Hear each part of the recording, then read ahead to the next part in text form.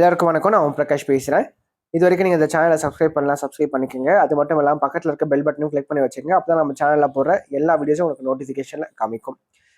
மேலும் ஜோதிடம் சார்ந்த ஏதாவது கேள்விகள் இருந்தாலும் அல்லது உங்கள் சுய ஜாதகத்தை பற்றி ஏதாவது கேள்விகள் இருந்தாலும் நீங்கள் கீழே கமெண்ட் பாக்ஸில் உங்களோட பிறந்த தேதி, பிறந்த நேரம், பிறந்த இடம் குறிப்பிட்டு உங்கள் கேள்விகளை நீங்கள் கேட்கலாம். கண்டிப்பாக எல்லோருடைய கமெண்ட்ஸுக்கும் முடிஞ்ச வரைக்கும் நான் ரிப்ளை பண்ணுறேங்க. சரிங்களா? அதே மாதிரி இந்த வீடியோ உங்களுக்கு பிடிச்சிருக்கின்ற பட்சத்தில் ஒரு லைக்கும் போட்டு விடுங்க. நிறைய லைக்ஸ் வர தான் இன்னும் மேற்கொண்டு வீடியோஸ் நிறைய போடணுன்ற ஒரு தூண்டுதல் எனக்கும் வரும். சரிங்களா? முடிஞ்சிருக்கும் இந்த வீடியோ பார்க்குறவங்க ஒரு லைக்கை போட்டுட்டு கமெண்ட்டை போட்டுட்டு உங்களோட வீடியோ நீங்கள் பார்க்க ஆரம்பிங்க. சரி, வாங்க இப்போ வீடியோக்குள்ளே போகலாம். நம்ம என்ன பார்க்க போகிறோம் அப்படின்னா, துலா ராசியில் பிறந்தவங்களுக்கு 2025ஆம் ஆண்டு மே மாத ராசி பலன்களை பற்றி நம்ம தெளிவாக பார்க்க போகிறோங்க. இந்த மே மாதம் என்னென்ன மாற்றங்கள் நடக்க போது, எதெல்லாம் சாதகமாக இருக்குது, எதெல்லாம் சாதகமற்ற தன்மையில் இருக்குது, அது மட்டும் இல்லாமல் 2 கிரகங்கள் நல்ல ஒரு வலுவான ஒரு தன்மையில் இருக்காங்க. அது யாருன்னு சொல்லிட்டு தெளிவாக பார்க்கலாம் வாங்க. துலாம் ராசி அதிபதி யாருன்னு பார்த்தீங்கன்னா சுக்கிரன். துலாம் ராசி காலபுருஷனுக்கு 7வது ராசியாக வருதுங்க. நட்சத்திரங்களை பொறுத்த வரைக்கும் துலா ராசியில் சித்திரை 3 மற்றும் 4ஆம் பாதமும், சுவாதி முதல் 4 அட்சர பாதங்களையும், விசாகம் முதல் 3 அட்சர பாதங்களையும் கொண்டுள்ள ஒரு ராசி தாங்க இந்த துலாம் ராசி. துலா ராசிக்காரங்களை பொறுத்த வரைக்கும் கடந்த ஒரு 3-4 மாதங்களாவே வந்து பார்த்தீங்கன்னா சுக்கரனுடைய நிலை வந்து அந்த அளவுக்கு சிறப்பாக இல்லை. சரிங்களா? என்னதான் ராசி அதிபதியாகவே இருந்தாலும் அவர் ராசிக்கு 6ஆம் இடத்துல உச்சமாக இருக்கிறது சிறப்பு கிடையாது. ஸோ அது இல்லாமல் ராகுவோடையும் சனியோடையும் சூரியனோடையும் கடந்த காலங்களில் அவர் சேர்ந்திருந்தது அந்த அளவுக்கு ஒரு சிறப்பான ஒரு நிலையை வந்து கொடுக்கல துலாத்துல பிறந்தவங்களுக்கு அப்படின்னு தான் சொல்லணும். சரிங்களா? தேவையற்ற வீண் பிரச்சனைகள், தேவையற்ற வீண் மனோபயம், பிரச்சனையை தேடி போய் நீங்களாவே மாட்டிக்கிறது, வேலை செய்ய இடத்துல பார்த்தீங்கன்னா அங்கீகாரம் கிடைக்காம போறது, நீங்க கஷ்டப்பட்டு உழைத்த அந்த உழைப்பை மற்றவர்கள் திருடிக் கொள்வது. ஸோ இது சார்ந்த விஷயங்கள்லாம் கடந்த காலம் நடந்திருக்கும். அதே போல கடன் சம்பந்தப்பட்ட விஷயங்கள், ஆரோக்கியம் சார்ந்த விஷயங்களும் சில பிரச்சனைகள் நிறைய பேர் மாட்டியிருப்பீங்க வயசிற்கு ஏற்றுற மாதிரி. சரிங்களா?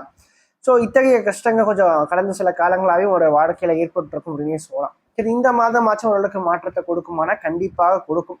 ஆனா இந்த மாற்றிய 2வது பகுதி நல்ல ஒரு மாற்றத்தை கண்டிப்பா கொடுக்கும். காரணம், குரு பயிற்சி நடக்க போகுது, ராகு கேது பயிற்சியும் நடக்க போகுது.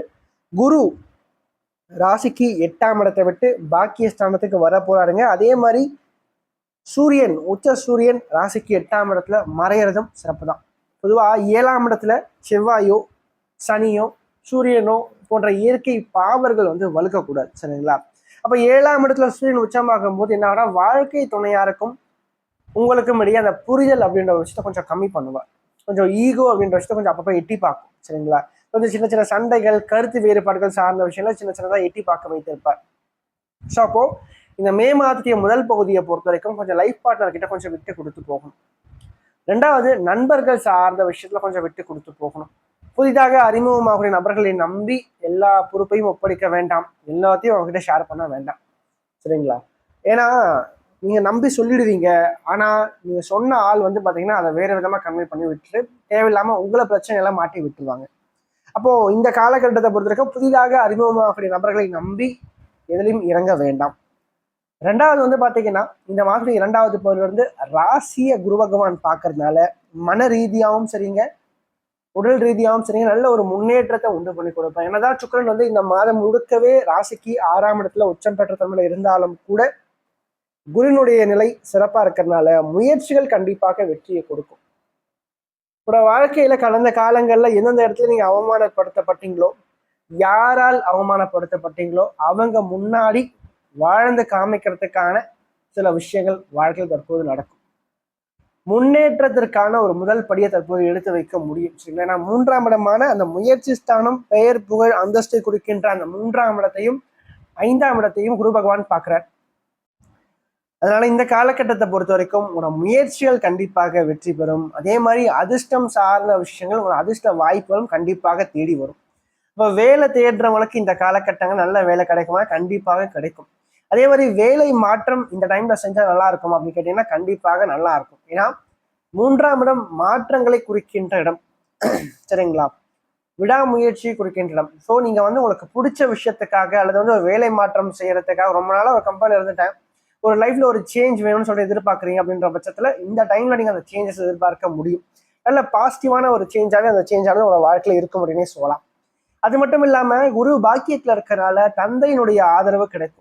தந்தையால் ஒரு சில நல்ல விஷயங்கள் வாழ்க்கையில நடக்கும். சரிங்களா? அது மட்டும் இல்லாம வாழ்க்கையில என்னென்ன விஷயங்கள்லாம் நீங்க இழந்தீங்களோ, எந்தெந்த விஷயங்கள்லாம் நீங்க வாழ்க்கையில தவற விட்டீங்களோ, அது எல்லாமே தற்போது உங்களை தேடி வரும். ஓரளவுக்கு முன்னேற்றமான ஒரு வாழ்க்கையை நோக்கி கண்டிப்பாக பயணிக்க போறீங்க துலா ராசிக்காரங்க. அதனுடைய முதல் படியை தற்போது நீங்க எடுத்து வைப்பீங்க. ரெண்டாவது, ராசிக்கு 5ஆம் இடத்துக்கு ராகு வரார். லாபஸ்தானத்துக்கு கேது வரார். 5ஆம் இடத்துக்கு ராகு வர்றது சிறப்பானா? சிறப்பு கிடையாது. ஆனா குரு பார்வை இருக்கிறது சிறப்பு. சரிங்களா? குரு பார்வை எத்தகைய தோஷத்தையும் சரி செய்யும். குழந்தை பாக்கியம் சார்ந்த விஷயங்கள் கண்டிப்பாக கிடைக்கும். சரிங்களா? ஏன்னா பாக்கியத்துல குரு வரும்போது இத்தகைய கண்டிப்பாக கொடுப்பார். உடன் பிறந்தவர்களால் இருந்து வந்த சங்கடங்கள், ரத்த பந்தம் சார்ந்த உறவுகிட்ட இருந்து வந்த பிரச்சனைகள், கருத்து வேறுபாடு சார்ந்த விஷயம் தற்போது சரியாகும். அது மட்டும் இல்லாம இந்த டைமை பொறுத்த வரைக்கும் பாத்தீங்கன்னா முயற்சிகளால் முன்னேற்றத்தை அடைவீங்க. சரிங்களா? நீங்க உறுதியா இதுதான் என்னோட எய்ம், இதுதான் என்னோட கோல்னு சொல்லிட்டு ஃபிக்ஸ் பண்ணிட்டு ஒரு விஷயத்தை நோக்கி நீங்க ஓடும் போது கண்டிப்பாக அந்த விஷயத்துல உங்களால வெற்றி பெற முடியும். ரெண்டாவது, அதிர்ஷ்டம் உங்களுக்கு இந்த கண்டிப்பா கை கொடுக்கும். சரிங்களா? ஏன்னா அதிர்ஷ்டம் உங்களுக்கு உறுதியா இந்த டைம்ல உங்க சைடு தான் இருக்கு. அதை நீங்க தைரியமா நம்பலாம். சரிங்களா? 5ஆம் அதிபதி 6ல மறைஞ்சா கூட அதிர்ஷ்ட ஸ்தானத்துக்கு ராகு வரதுனாலையும் அந்த இடத்த குரு பகவான் பார்க்கறதுனாலையும் நிச்சயமாக நல்ல நல்ல விஷயங்கள் வாழ்க்கையில தேடி வரும். அதே மாதிரி இந்த மாதம் முழுக்கவே செவ்வாய் ராசிக்கு 10ஆம் இடத்துல நீசம் பெற்றதுல இருக்கார். பொதுவா குடும்பஸ்தானாதிபதி நீசம் ஆகிறது கொஞ்சம் சிறப்பு குறைவுதான். அப்போ பேச்சுல கொஞ்சம் கனிவு தேவை. சின்ன அதாவது சுறு கொஞ்சம் கோபம் வரும். அதுக்கு கொஞ்சம் வார்த்தையும் விட்டுருவீங்க, அதை கொஞ்சம் குறைச்சிக்குங்க. ரெண்டாவது, குடும்பம் சார்ந்த வழியில, வாழ்க்கை துணையார் சார்ந்த வழியில இந்த மாத்திய முதல் பகுதியில கொஞ்சம் பிரச்சனைகள், கருத்து வேறுபாடுகள் சார்ந்த விஷயங்கள் வரும். கொஞ்சம் விட்டு கொடுத்து போகும்போது சிறப்பா இருக்க முடியும்னு நான் சொல்லுவேன். அது மட்டும் இல்லாம ராசிக்கு லாபஸ்தானத்துல கேது வரதுனால ஓரளவுக்கு அரசு சார்ந்த வழியில சில முன்னேற்றங்களை உண்டு பண்ணி கொடுப்பார். வருமானத்தை உண்டு பண்ணி கொடுப்பார். வருமானம் சார்ந்த வழியில இருந்த தடைகள் மெல்ல மெல்ல விலகும் அப்படின்னே சொல்லலாம். அதிகமா ஆன்மீகத்துக்கு முக்கியத்துவம் கொடுங்க. குலதெய்வ வழிபாடு அதிகமா பண்ணுங்க வாழ்க்கையில. மேலும் 6ஆம் இடத்துல சனியும் சுக்கிரனும் சேர்ந்து இருக்கிறது விரயஸ்தானத்தை பார்க்கல. எவ்வளவு சம்பாதித்தாலும் இன்னொரு பக்கம் இந்த மாதமானது விரயம் விடுறது கண்டிப்பாக இருக்கும். குறிப்பா வண்டி வாகனங்கள் சார்ந்த வழியில சில செலவுகள் கண்டிப்பாக உண்டு. சரிங்களா? அல்லது வீட்டுல சில எலக்ட்ரானிக்ஸ் சம்பந்தப்பட்ட உபகரணங்கள் சார்ந்த விஷயத்துல கொஞ்சம் பழுதுகள் ஏற்படுறதுக்கு வாய்ப்பு இருக்கு. அதற்கான ஒரு குறிப்பிட்ட தொகை நீங்க செலவு செய்ய வேண்டிய கட்டாயத்துக்கு தள்ளப்படுவீங்க. அல்லது காரு, பைக்கு சார்ந்த வழியில ஒரு செலவை கண்டிப்பாக இந்த மாதம் வைக்கும். அதனால இது சார்ந்த வழியில செலவுகள் கொஞ்சம் காத்துட்டு இருக்குங்க. அதே மாதிரி ராசிநாதன் 6ல இருக்கிறதுனால ஆரோக்கியம் சார்ந்த பிரச்சனைகள் இந்த மாதத்துக்கு முதல் பகுதியில் இருக்கும். சரிங்களா? 2வது பகுதியிலிருந்து மெல்ல மெல்ல மாற்றம் வரும் அப்படின்னே சொல்லலாம். சரிங்களா? ஓரளவுக்கு கம்ஃபர்டபுளான ஒரு ஜோனை நோக்கி இந்த மாதத்துக்கு 2வது கண்டிப்பா நீங்க நகருவீங்க.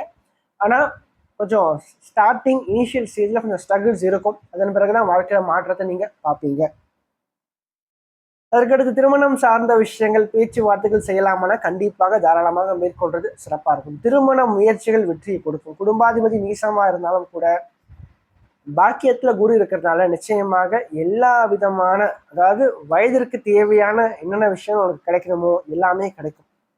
ரெண்டாவது, 10ல செவ்வாய் நீசமான கூட 10ஆம் இடம் செவ்வாய்க்கு வலுவான ஒரு தன்மை தான். சரிங்களா? வேலை சார்ந்த விஷயங்கள், தொழில் சார்ந்த விஷயங்கள் சிறப்பாக இருக்கு. மாற்றங்களை அதிகமாக நீங்க எதிர்கொள்ளக்கூடிய ஒரு நேரமா இந்த நேரமானது இருக்கும். வெளிநாடு சம்பந்தப்பட்ட முயற்சிகள் வெற்றியை கொடுக்கும். அது மட்டும் இல்லாம நண்பர்களால் ஒரு சில ஆதாயங்கள் இந்த மாதிரி 2வது பகுதியில தேடி வரும் அப்படின்னு சொல்லலாம். அதுக்கடுத்து சந்திராஷ்டம நாட்டில் பொறுத்த வரைக்கும் மே மாதம் 26ஆம் தேதி மதியானம் 1:50 மணி முதல் மே மாதம் 28ஆம் தேதி மதியானம் 1:40 வரைக்கும் சந்திராஷ்டமம் இருக்குங்க. இந்த காலகட்டத்தை பொறுத்த வரைக்கும் கொஞ்சம் மன ரீதியாகவும் உடல் ரீதியாகவும் கொஞ்சம் குழப்பங்கள் சற்று அதிகமாக இருக்கும். தெளிவில்லாமல் இருப்பீங்க. பணம் கொடுக்கல் வாங்கல் விஷயங்கள், வேலை சார்ந்த விஷயங்கள்ல கொஞ்சம் கவனம் தேவை அப்படின்னு சொல்லலாம். கொஞ்சம் மன தெளிவு பெற இந்த காலகட்டத்தை பொறுத்தவரைக்கும் முருகர் வழிபாடு அதிகமாக மேற்கொள்றது சிறப்பா இருக்கும். மேலும் இந்த வீடியோ உங்களுக்கு பிடிச்சிருந்தா லைக் பண்ணுங்க. பிடிக்கலன்னா நீங்க தாராளமாக நீங்க டிஸ்லைக்கும் பண்ணலாம். சரிங்களா? அதே மாதிரி இந்த வீடியோ பற்றின ஏதாவது கேள்விகள் எதுவாக இருந்தாலும் நீங்க கமெண்ட் பாக்ஸ்ல கமெண்ட் பண்ணலாம். அது நல்ல விஷயமா இருந்தாலும் சரி, கெட்ட விஷயமா இருந்தாலும் சரி, உங்களோட தோன்ற விஷயங்கள் நீங்க கமெண்ட் பாக்ஸ்ல கமெண்ட் பண்ணுங்க. அது சரியா இருந்தா இன்னும் எனக்கு பூஸ்டப்பா இருக்கும். அது தவறான ஒரு இதுவா இருந்தா நான் அதை திருத்திக்கிறேன். சரிங்களா? நன்றி, வணக்கம்.